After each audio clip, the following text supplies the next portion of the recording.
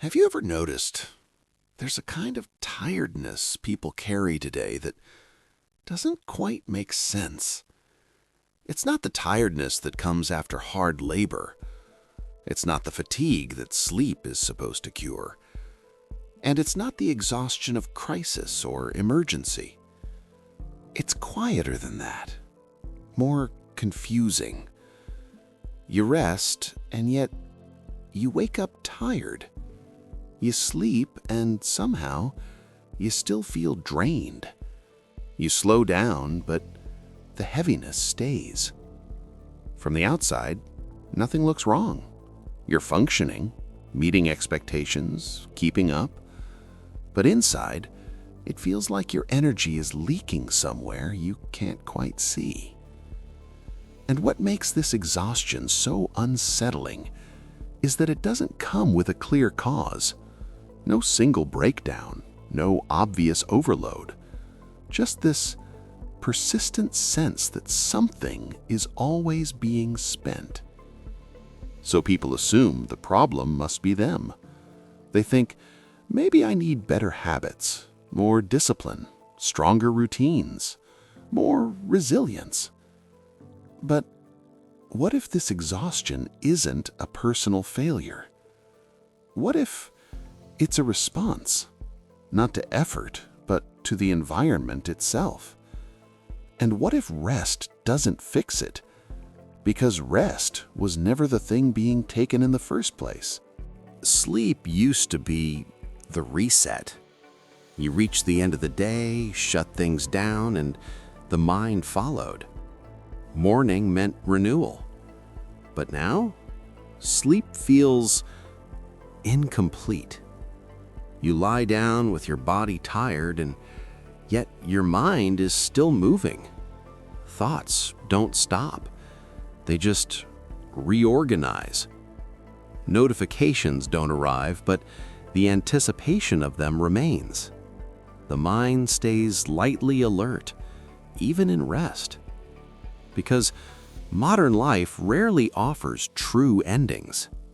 Work doesn't fully stop. Conversations don't fully close. Tasks don't fully complete.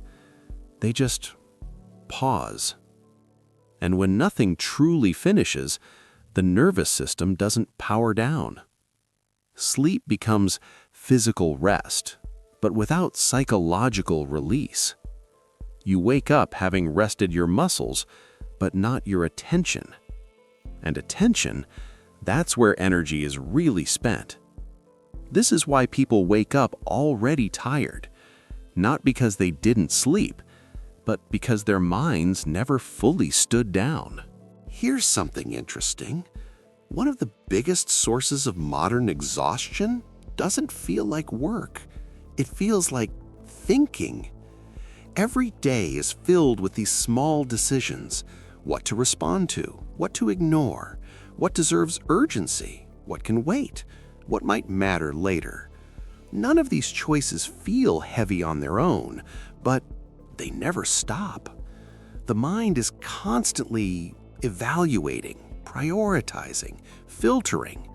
And the brain, it treats decision-making as effort, even when it feels passive. This is why days that look easy can feel so draining. You weren't lifting weight, you weren't racing deadlines, you weren't under pressure, but your mind, it was always slightly engaged, always open, always responsive, always available. And availability, that's exhausting, because when you're always reachable, you're never fully at rest. Think about it. In earlier systems of life, effort came with closure. You worked, then stopped. You completed tasks, then left them behind. You finished seasons and moved on. Now, very little ever feels finished. Work follows you home. Messages arrive at all hours. Projects exist in these ongoing states. Even leisure has become endless. There's always more to watch, more to read, more to keep up with. Nothing concludes. And when the mind never experiences completion, It never receives the signal to relax. This creates a specific kind of exhaustion, not the exhaustion of doing too much, but the exhaustion of never being done. You carry these unfinished loops in your head, and each open loop quietly consumes energy. Another layer of this exhaustion, it comes from something people rarely name: comparison. Not aggressive envy, not obvious jealousy, but background comparison. You see fragments of other lives constantly. Progress without context, success without struggle, movement without cost.